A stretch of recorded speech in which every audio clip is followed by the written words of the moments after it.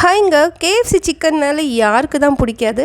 அதுலேயும் இந்த chicken tenders or chicken fingers வெளியே நல்லா க்ரன்ச்சியாக உள்ள நல்லா சாஃப்ட் அண்ட் ஜூஸியாக. ஆனால் எவ்வளோ தான் காசு கொடுத்தாலும் மனசே ரொம்ப அது மாதிரி இருக்கும்ல.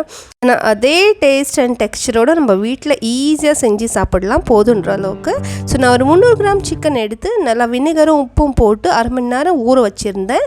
அதுக்கப்புறம் நல்லா வாஷ் பண்ணிவிட்டு அதில் உப்பு, 1 டீஸ்பூன் கார்லிக் பவுடர், கொஞ்சமாக பெப்பர் பொடி, அரை டீஸ்பூன் சில்லி பவுடர், அரை teaspoon Kashmiri chilli powder, 1 table spoon soya sauce, அதுக்கப்புறம் 2 டேபிள் ஸ்பூன் பால், காய்ச்சி ஆற வச்ச பால் ஆட் பண்ணி மிக்ஸ் பண்ணி அரை மணி நேரம் மினிமம், மேக்ஸிமம் 2 மணி நேரம் ஃப்ரிட்ஜில் மேரினேட் பண்ண வச்சுக்கலாம். இப்போ ஒரு பவுலில் 1.5 கப்பு மைதா மாவு, கொஞ்சமாக உப்பு, அரை டீஸ்பூன் சில்லி பவுடர், அரை டீஸ்பூன் காஷ்மீரி சில்லி பவுடர் கலருக்காக, ஒரு அரை டீஸ்பூன் கார்லிக் பவுடர், இல்லைனா நீங்கள் பூண்டு பேஸ்ட் கூட ஆட் பண்ணிக்கலாம். இப்போ கொஞ்சம் ஆரிகானோ ஆர் மிக்ஸ்ட் ஹர்ப் இருந்துச்சுன்னா ஆட் பண்ணிக்கோங்க, இல்லைனாலும் ஓகே தான்.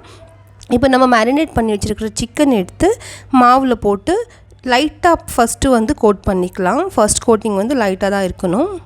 இப்போ அதை நல்லா டஸ்ட் பண்ணிவிட்டு கோல்டு வாட்டர் எடுத்து வச்சுருக்கிறேன், அதில் போட்டுடலாம்.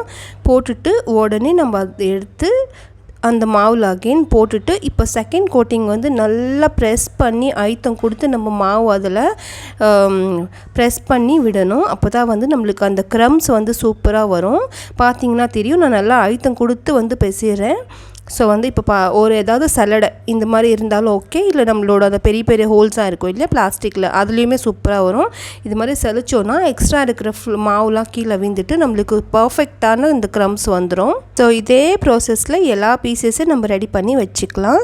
யாராவது கெஸ்ட் வராங்கன்னா முன்னாடியே இது ரெடி பண்ணி கூட நம்ம ஃப்ரிட்ஜில் வச்சுட்டு கிளிங் ரேப் போட்டுட்டு வரும்போது ஃப்ரை பண்ணலாம், ஈஸியாக இருக்கும். இப்போ எண்ணெய் நல்லா சூடாக இருக்குது, லோ மீடியம் ஃப்ளேமில் வச்சு ஒரு பீஸாக போட்டுக்கலாம். ஓவர் க்ராட் பண்ணக்கூடாது, இந்த அளவுக்கு போட்டால் போதும்.